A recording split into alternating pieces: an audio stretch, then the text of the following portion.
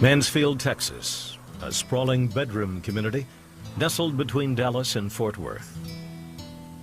On the night of December 3rd, 1995, 16-year-old Adrianne Jones and her mother Linda had just returned home from working out at their health club when Adrianne received a phone call at around 10:30 p.m.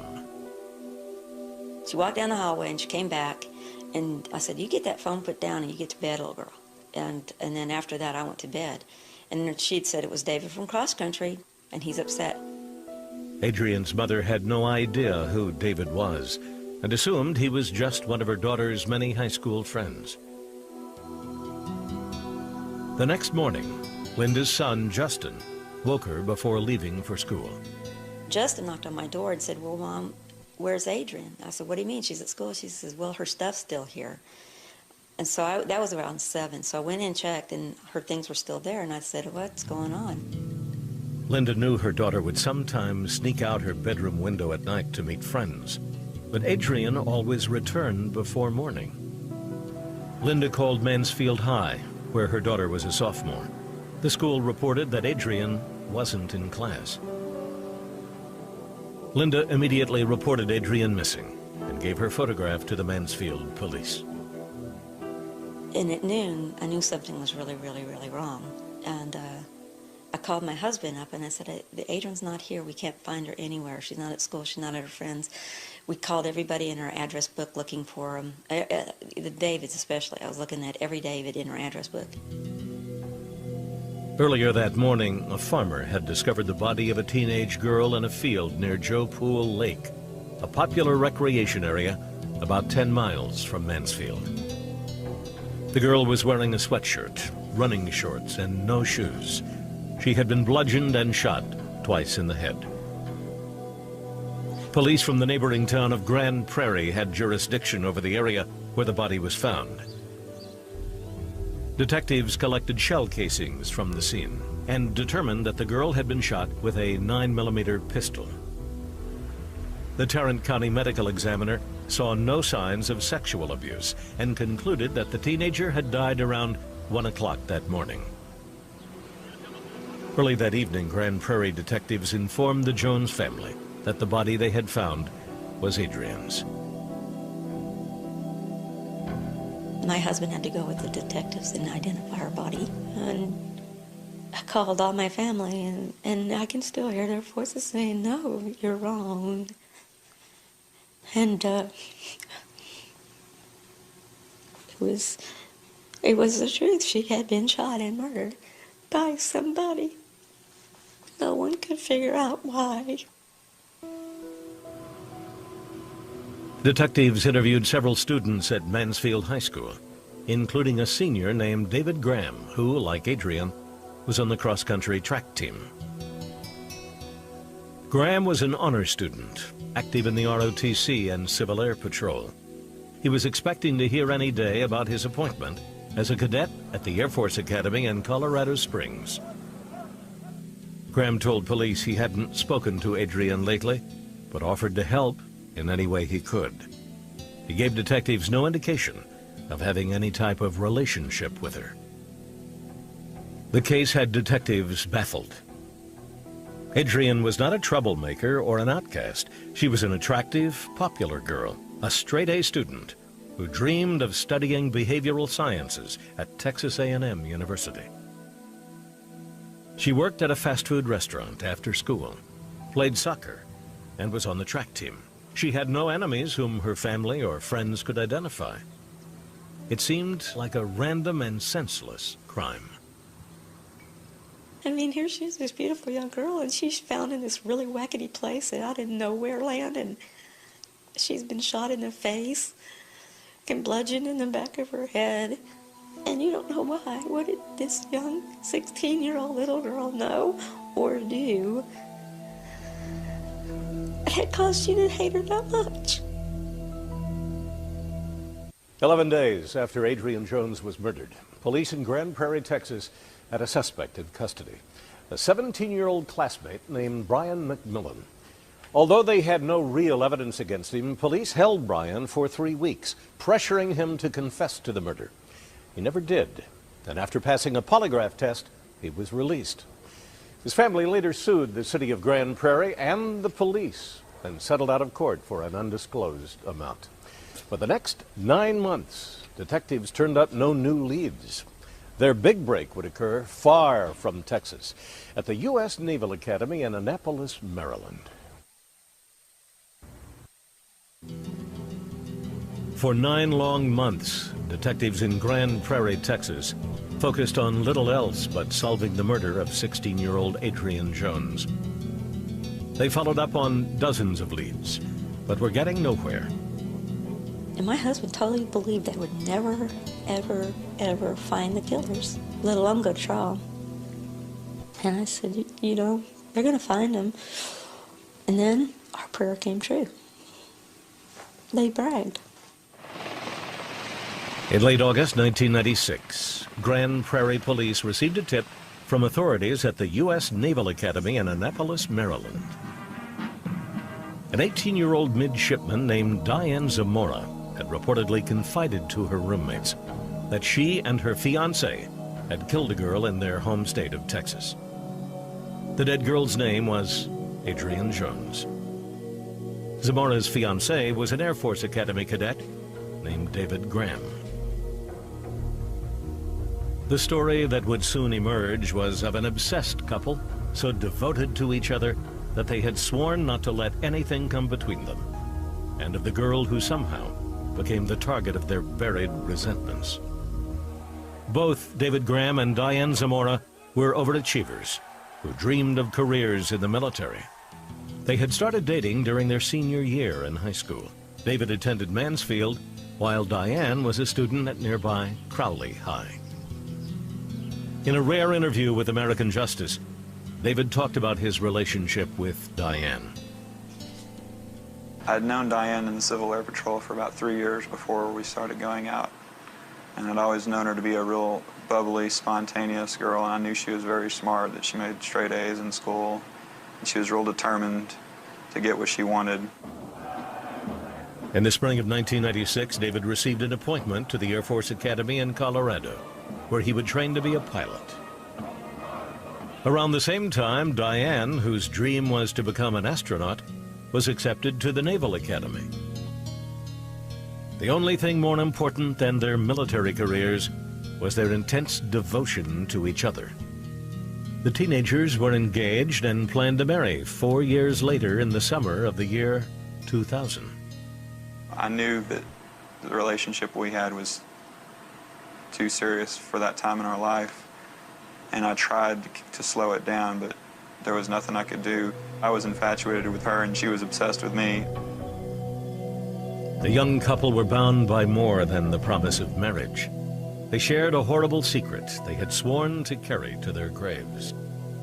A secret that Diane's roommates at the academy had reported to naval authorities.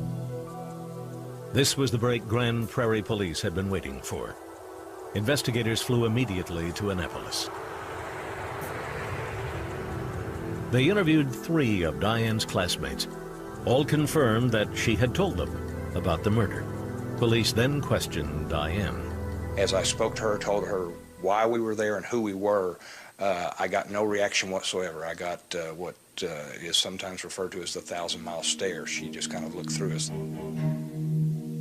Diane insisted she had made up the stories and was innocent. Investigators returned to Texas, determined to gather enough evidence to arrest Zamora and Graham as quickly as possible. The Naval Academy requested that Diane take a leave due to her alleged crime. On August 31st, she flew to Colorado Springs to see David. She told me that she had told her roommate stuff. She had given them several different versions, but when the police came, she said she denied everything. So I thought, well, if the police come and talk to me, I'll just tell them I don't know anything about it. On September 4th, investigators questioned David at the Air Force Academy. He denied any involvement in Adrianne Jones's murder. He even agreed to take a polygraph exam. He failed. After 2 days of interrogation, and without a lawyer present, 18-year-old David was ready to give a written statement. In now claims police pressured him into making a confession. It came to a point where the detectives were threatening, telling me that it didn't matter what I said, I was going to get the death penalty, and Diane was going to get the death penalty too. And one of the detectives said, "David, just write us a story, tell us something, and we'll make sure they go easy on you."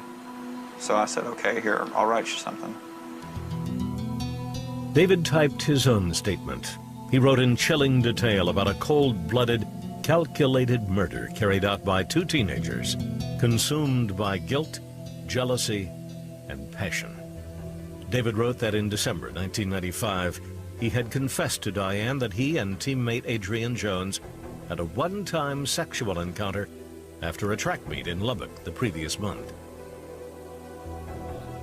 "The tryst was meaningless and painful," he wrote, "because I was letting down the one person I swore to be faithful to." Diane was devastated by his betrayal and requested that David do the unthinkable. "The only thing that could satisfy her womanly vengeance," wrote David, "was the life of the one that had for an instant taken her place." Guilty and ashamed, David agreed to kill Adrianne Jones to purify their love. On December 3rd, 1995, he called Adrianne and arranged to meet her in front of her house around 1 a.m. He packed a bag with exercise weights and a gun.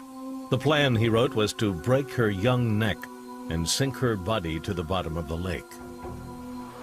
Driving Diane's Mazda protege, David brought Adrianne to a deserted field. Diane was hiding in the trunk. Once parked, Diane climbed through to the back seat, surprising Adrianne. Then both David and Diane attacked her, while she fought for her life. According to David, Diane grabbed a weight from the floor. "We realized that it was either her or us," David said in his confession, "and Diane struck her in the back of the head while I held her." Adrianne managed to climb out the window and staggered a few feet before collapsing into a barbed wire fence. "I knew I couldn't leave the key witness to our crime alive," David wrote. "I just pointed and shot."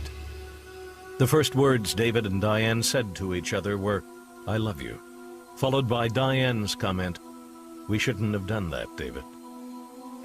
He ended his confession by saying, "What happened was over. Adrianne was gone. I was responsible, and it wasn't going away." Graham signed all 4.5 pages. It was all so surreal. I hadn't really internalized it yet. And I guess after being awake for so many hours, you know, what I said to the police didn't see how any of that could affect my life. He later told police that the gun and the weights were in the attic of his parents' house in Mansfield. Police immediately searched the house and found them, hidden in the insulation. David was arrested for murder and awaited extradition to Texas. Back in Grand Prairie, police had all the evidence they needed. At 1:20 a.m. on the same night David was confessing to detectives in Colorado, Diane Zamora was arrested at her grandparents' home in Fort Worth. Diane was very obviously surprised. She wasn't asking any questions. She wasn't making any denials. You know, she wasn't, no outburst of, "Why are you arresting me?" She's very quiet. After booking, Diane spent the night alone in the Grand Prairie jail. The next day at her arraignment, she was charged with murder and held on $250,000 bail. By this time, police had received a fax of David's confession from Colorado Springs. His initials were shown to her, his waiver of rights, and then, you know, he has put it on paper. Do you want to? He's told his side. Do you want to tell your side? And she did. Without an attorney present, Diane recited to Detective Patton virtually the same grim story of how she and David had killed Adrianne Jones. She recalled the day David confessed his alleged infidelity. "I kept ramming my head into the floor, trying to crack my skull," she said. "I screamed at him, 'Kill her, kill her.'" She felt like she had been scorned, that he had a sexual relationship of some kind with another woman. And she had this tough mentality of, I'm going to get even. Diane not only admitted to hitting Adrianne in the head with the exercise weight, but she also confessed that she ordered David to shoot her. He was really panicky and he wanted to take off, Diane wrote. But he went back to where she was because I told him to. He shot her twice in the head. She didn't have time to fabricate or embellish or invent a story that she thought might sound similar to David's. She was spontaneous. She was going so fast, there were times when I had to slow her down. With the matching confessions in hand, the state was ready to prosecute the couple who had claimed to kill in the name of love. Texas authorities later added kidnapping to the murder charges against David Graham and Diane Zamora, making it a capital crime punishable by death. But the parents of victim Adrianne Jones did not want prosecutors to pursue the death penalty, saying they had no desire to see two more young people die. The prosecution agreed. The two lovers would soon be in court. While they had promised each other not to let anything come between them, it was a pledge Diane would not keep.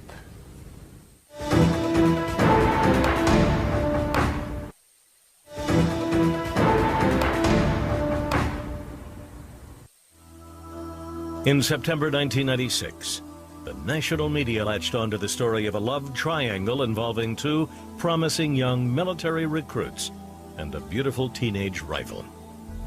Air Force Cadet David Graham and his fiancée Diane Zamora, a naval midshipman, had confessed to the murder of 16-year-old Adrianne Jones. These were the atypical youthful criminals. I mean, that was the story here. The perfect male, the perfect female, both going to military academies, both in the upper like 5 or 6% of their class, both attractive. Even Hollywood was intrigued. In February 1997, a year before either Graham or Zamora went on trial, a movie about the crime aired on network television. It was based on David's confession, which had been leaked to the press. Diane's beautiful eyes have always played the strings of my heart effortlessly. I couldn't imagine life without her. She'll have to suffer the consequences. She will have to die. Since their arrests 1 year earlier, Diane and David were being housed in separate cells in the Tarrant County Jail, where they had faithfully written each other love letters. David wrote to Diane, "I miss you like I miss ice cream. You are both rich and creamy, sweet and ice cold, milky and tasty, and bad for you." In a letter to David, Diane wrote, "When will my love come find me? When will I get to walk out of these bars for good? I just wish I had a remote control for time. That would rock." In an effort to keep the proceedings fair and uncomplicated, Judge Joe Drago decided to try the cases separately. Under Texas law, both defendants could be tried as adults since they were over 17 at the time of the murder. In January 1998, Diane Zamora's trial began in Fort Worth. Despite the publicity surrounding the case, the judge allowed the trial to be televised and chose not to sequester the jury. One of the TV stations carried the whole thing the whole time, just like the O.J. Simpson trial. It was bizarre. This can't really be happening. This does not happen to people last name Jones that live in a little town, Mansfield, Texas. Diane's confession was the cornerstone of the prosecution's case, but the state also called a stream of witnesses whose stories were all remarkably similar. Our strategy in Zamora was to make her convict herself. She had enough admissions to non-law enforcement people her own age, her own roommates, that had absolutely no issue of unreliability. Zamora's defense was that while she was at the scene of the crime, she did not participate in the killing. She claimed she was bullied into confessing to murder by an abusive boyfriend and overzealous detectives. On February 2nd, prosecutor Mike Parrish started out strong with his key witness, Diane's best friend, Christina Mason. She told the jury that the motive for the murder was David Graham's sexual fling with Adrianne Jones. She said this is a girl they had sex with, and that they had planned her murder. Okay, and how had they planned her murder? At first, they were planning to snap her neck and drop the body in the lake, but it didn't go as planned. It was obvious to everybody in that courtroom that Christina Mason knew what she was talking about. She just knew too much and knew too much too well to really have made this up. The prosecution also called David's best friend, John Green. He testified that while he didn't know at the time what David and Diane had done, the couple had come to his house on the night of the murder. After they came out of the bathroom, David was just holding Diane, and she's kind of whimpering and stuff. And they just laid down on my floor and went to sleep for a while. The prosecution called witness after witness, whose testimony supported Diane's own admission. Former midshipman Jay Guild, a classmate of Zamora's, described the bizarre promise Diane told him she had made to David. She had told me one time that she had promised David that if she had ever cheated on him, that she would do the same thing for him that they had already done. She would kill the person that she cheated with? Yes. With every witness's testimony, the state wove an extraordinary tale of teenage obsession and jealousy. Some of the most compelling testimony came from Diane's former roommate at the Naval Academy, Jennifer McKierney. She said that everyone knew that the girl was a tramp and a slut, and that she deserved to die. The only sign of remorse came when McKierney recalled Diane talking about Adrianne's funeral. She said that she and David went to the funeral, and that when she went to the funeral, she saw the parents, and she saw how sad they were, and it made her feel very bad. She felt sorry for the parents.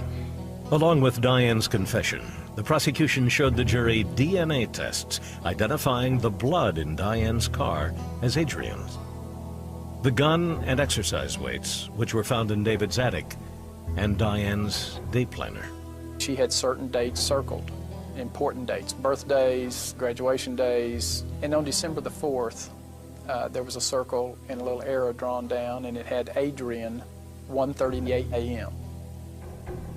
She was very particular on details by her date book, by writing things down. And why would you write down something that you did if you didn't do it? Diane's confession was everything she said it was. Diane's defense attorney, John Linebarger, tried to argue that Diane's confession was given under duress and that she had lied to police to protect her violent, manipulative boyfriend, David Graham. Using letters and emails David had written to Diane, the defense painted Graham as a domineering young man. And did she likewise respond to him as Tiger and her as Kitten? And her role as Kitten, and he is being a Tiger, yes, sir. Does that also have an element to you of dominion and control, Doctor? By the obvious difference in size, strength, and prowess, yes, sir. It never reached the point, as it was described in her trial, that I would abuse, hit her, molest her, anything like that. It was all, for me, it was all just kind of mind games with her. And it was on her part too, although she did hit me a little. It was nothing ever serious. I mean, twice her size. Knowing how strong the state's case was, the defense made a last-ditch effort to win over the jury by putting Diane Zamora on the stand. This jury wanted to hear from her, and Diane had a story to tell that was honest and truthful. Up in the air like this. To have a chance with this many admissions that she had already made, to have any chance at all, she had to get up there and convince that jury of something. While Diane admitted that she was there the night Adrianne Jones died, she contradicted her own sworn statement when she testified that David alone killed her. She claimed she only recalled hearing gunshots, then David bringing Adrianne's body to the car. He said, look what you made me do. Did you make him do that, Diane? No. But I asked him to let me meet her.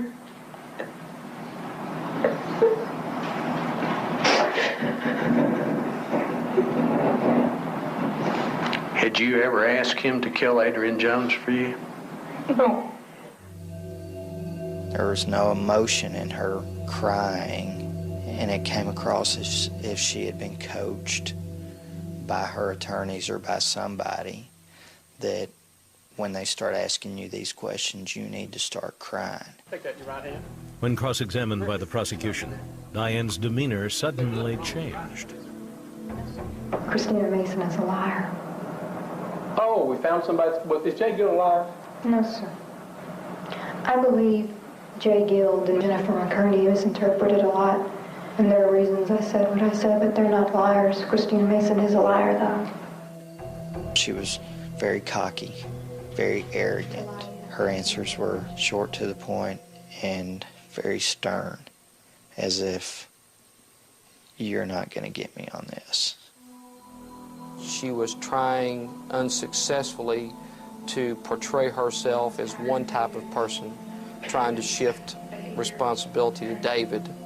And it was obvious to me that it was a bogus attempt to try a defense strategy that she didn't have the personality to pull off. The jury agreed. On February 17th, after deliberating for 6 hours, they reached a verdict. We, the jury, find the defendant Diane Michelle Zamora guilty of the offense of capital murder as alleged in the indictment. Signed, Monty Winsett. Signed. The judge sentenced Diane to life in prison, as required by Texas law. Before even being considered for parole, she is required to serve a minimum of 40 years. For the family of Adrianne Jones, justice had prevailed, but it didn't lessen their pain. She meant a lot to me. And when she died, something was ripped out of my heart that will never be replaced.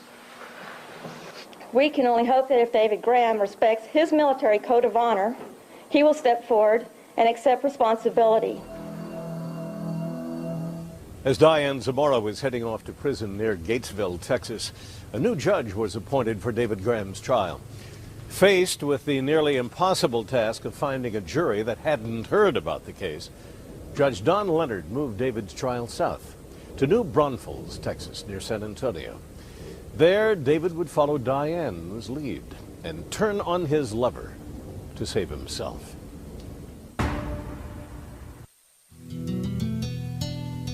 In July 1998, former Air Force cadet David Graham went on trial for capital murder in New Braunfels, Texas, near San Antonio.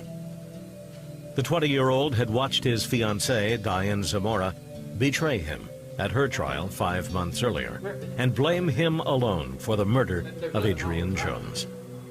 After her trial, Graham understandably broke off the engagement. Now that it was his turn to face the murder charge, he was prepared to do Diane one better. When it came down to my defense, I wasn't going to let that,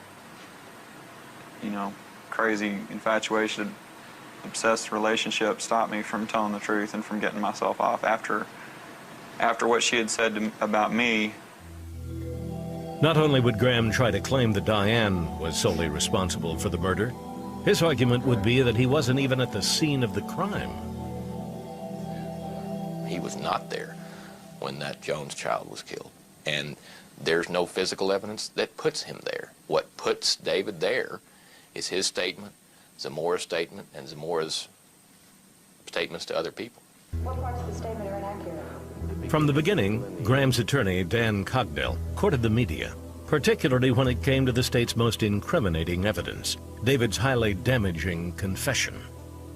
To me, that statement is a product of 30 hours of interrogation, of false promises being made to him, of assurances to him that he doesn't need a lawyer and a lawyer will only confuse things. The defense theory was that a lovesick David only agreed to confess in order to protect the woman he loved. He vowed to Diane that night that if they were ever caught, he would confess along with her. He would admit to doing a crime that he didn't do. Cogdell was gambling that he could poke enough holes in Graham's own confession that the jury would come to believe that Graham had made the whole thing up. Diane Zamora did kill Adrianne Jones. David Graham did not. David Graham was not there. In his interview with American Justice, David wasn't willing to say where he was at the time of the murder, and he has never presented any kind of clear alibi. As Cogdell asserted at my trial, I wasn't there the night of the crime. Only Diane Zamora was. And all my attorney will allow me to say is that sometime between the crime and when we got to Jay Green's house, she rendezvoused with me and told me what she had done and asked me to help her. In the courtroom, prosecutor Mike Parrish wasn't fazed by the defense's claims. He rehashed the events of the night of Adrianne Jones's murder, all based on David's sworn statement. As he says in his voluntary statement, I knew at that moment I couldn't leave the key witness to our crime alive, and he takes his gun. Diane Zamora, at the same time, is saying she's not dead. Shooter, killer, shooter. David Graham does exactly that. His confession completely supported all of the physical evidence at the scene. The position of Adrianne's body, the blood on the top strand of the barbed wire fence, her falling down as she gets into the barbed wire. To many observers, David came across as being cold and egotistical, much like Diane at her trial. His demeanor in the courtroom was kind of cocky and a little bit arrogant. His smile is just sort of a smile, but more of a smirk. He pretty much had that look the entire trial. Parrish called many of the same witnesses as were in Diane's trial, but this time, his key piece of evidence was the murder weapon. The prosecution explained to the jury how David had led police to the 9mm Makarov handgun, and that it matched the bullets and shell casings found at the crime scene. In David's interview for this program, he insisted he was only hiding the gun to protect his lover. I put the gun in my attic a couple of days afterwards because Diane was,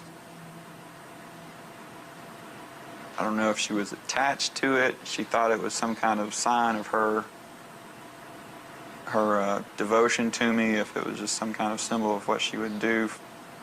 I don't know, but she wouldn't let me get rid of it. But the real surprise of the trial came on July 15th, when Adrianne's track teammate, Wendy Bartlett, took the stand. In David's sworn statement, he had said that while driving Adrianne home from a track meet in Lubbock, they stopped along the way and had sex. But Bartlett testified for the prosecution that it was she who drove Adrianne home from the track meet. On the same night, David claimed to have had sex with her. And you're positive you drove her home on that particular evening after the cross-country meet in Lubbock? Yes. Adrianne Jones was portrayed, and human nature lets so many people believe that she was just a flighty 16-year-old, very attractive, who had indiscriminate sex one time and sort of deserved what she got. No one questioned whether that was true or not. While Bartlett's testimony might have helped the prosecution preserve the image of Adrianne Jones, it raised a question the trial would never answer. If David did not have sex with Adrianne that night, then why did he say he did? And why did he commit the murder in the first place? Defense attorney Dan Cogdell was not about to clear up that mystery. He chose not to put his client on the stand. I felt like our case could only get worse if David testified, because I thought the jury was predisposed not to believe anything he had to say if he testified. Cogdell called only one witness, Diane Zamora, who pleaded the fifth. She was brought into the courtroom while I was in there, and our eyes met, and you know, she was just stone-faced. She pled the fifth and left. On July 24th, after deliberating for over 8 hours, the jury reached a verdict. We have reached a verdict We, the jury, find the defendant David Christopher Graham guilty of the offense of capital murder as alleged in the indictment. I wasn't surprised. The worst part was just hearing my family behind me start crying and having to face them after it. When I heard the guilty verdict, I felt so much pain come over to me from Mrs. Graham. She knew and I knew both that we'd all lost our children. In accordance with the law, we'll have victim impact statements now. Like Diane, David also received a life sentence. Tugdell immediately filed for an appeal and was candid about his disappointment. Your client's reaction? How do you think my client react? He's spending 40 calendar years in a cage somewhere. He's not a real happy camper. Neither am I. Any other good questions? Indeed, there was one big question left hanging after Graham's murder trial. What was his motive? Before heading off to prison, the former cadet would only add to the mystery.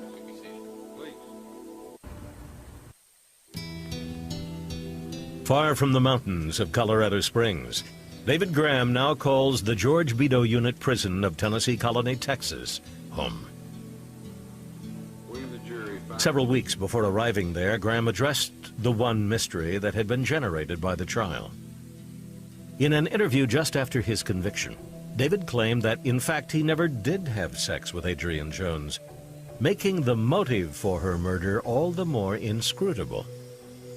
In my statement, I said that I had had sex with Adrianne. I have recanted that statement, and what I said in that statement wasn't true. We were just casual acquaintances.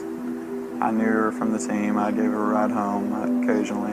We never saw each other after school, called each other, or anything like that. Graham seems determined to deny the entire basis of his original confession and leave observers guessing. I think all concerned wish that they knew why David Graham would go so far as to tell a lie. There is some thought that even if he had said that I'm just joking, it really didn't happen, that Diane Zamora by that point would not have believed him. And so he just kind of went along with it because he really believed in his mind that he would lose Diane Zamora. When we spoke with him, instead of flying F-16s, 21-year-old Graham was spending his days exercising or going to church. I've adjusted to prison life a lot better than most people would, I think. I guess prison life and military life are a lot alike, but I think in the military you get a lot more respect from your superiors. In prison, I guess a lot of the guards don't, you know, they don't think you're worth much. He lives in the medium security cell block where he says his walls are papered with pictures of airplanes. The one freedom David misses most is flying, something he likely will never do again. The possibility that I might never fly again kind of scares me. It was something that I enjoyed so much. I still read a lot about it. I, collect photographs that my dad sends me of aircraft. During his interview for this program, David seemed calmly resigned to his future behind bars and actually pointed out the bright side of his incarceration. This situation got me away from Diane. That shouldn't, it doesn't justify anything, but at least I know in my life, my coming to prison and getting away from Diane it was worth losing my dream over. David says he is coping with his fate through prayer and has sought forgiveness for his role in the only crime he is willing to admit to, covering up Adrianne Jones's murder. I feel that forgiveness is something that God gives to anyone as soon as they ask.